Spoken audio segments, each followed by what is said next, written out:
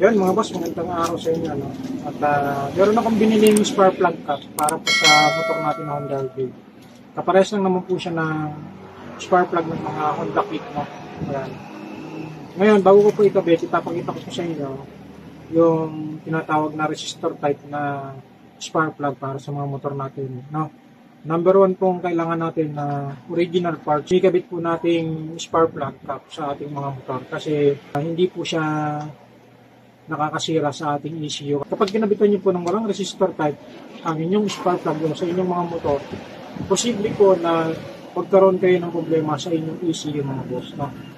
Kaya lagi pong tandaan na kung suggest po ay bumili po kayo ng original parts ng spark plug cap. Yan po, kagaya lang din po ng pang click, no? Pare-pares lang. Tapos ito po yung brand niya, makikita nyo yan. Yun po yung brand, made in Thailand. Then nakalagay din yan.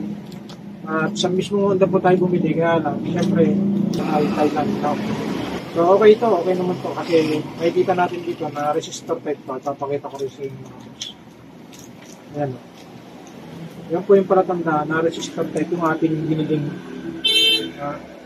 spark plug cap mga boss. Yan. Makikita nyo yan. Yung letra na yan dyan. Yan yung palatandaan na may resistor yung ating spark plug cap. Ngayon, bago po ikabit, ay sisilipin muna natin para makita nyo. Mabibili po ito sa mga Honda branches, ano? Honda motorista, Honda motorcycle mga boss. Magkakabit natin ito. Ayan ngayon mga boss, papakita ko sa inyo paano tayo magpalit ng spark plug cap. Ayan. Nakita nyo rito yung ating spark plug. Yun, no? Ito. Tanggalin natin yan. Lagyan ko yan ng tali kasi natatanggal na. Gamit tayo ng cutter. Tanggalin natin. Sinali ko siya eh.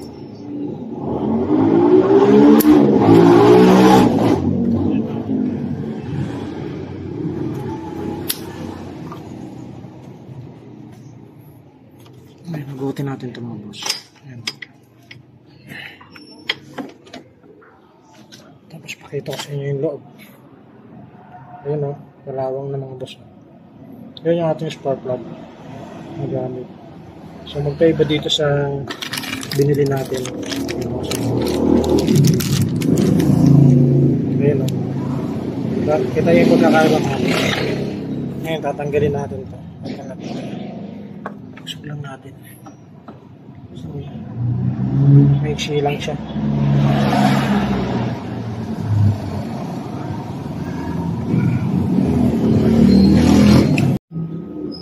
Ito mga boss, hatakin lang natin ito. Zoom natin itong rubber. Hirapan ako sa isang kamay lang mga boss. Tapos, ikot-ikutin lang natin. So, gagamit yata ako ng dalawang kamay. Ngayon mga boss, ito yung itsura niya. Kailangan ma-shoot natin yung yung ito.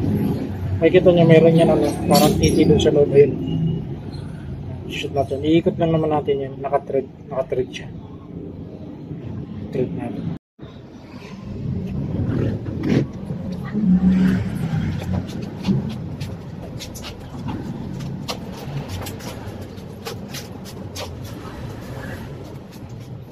Ikot naman mga boss.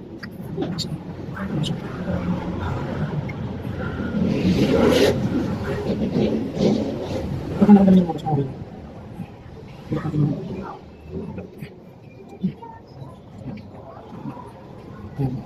tapos balikin natin doon. Natin kung sisigib na siya. Hirap pagka isang kamay.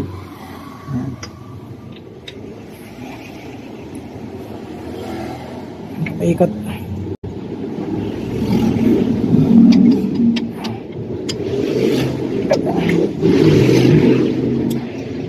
Yun. Pit na. Sapit na siya. Ayan.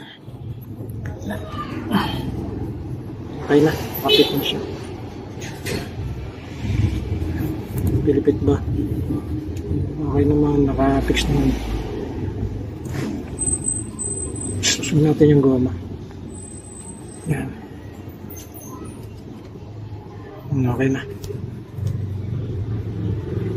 Okay, start na natin.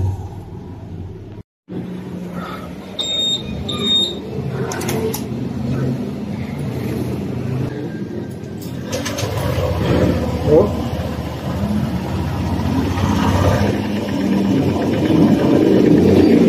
Ano yung ating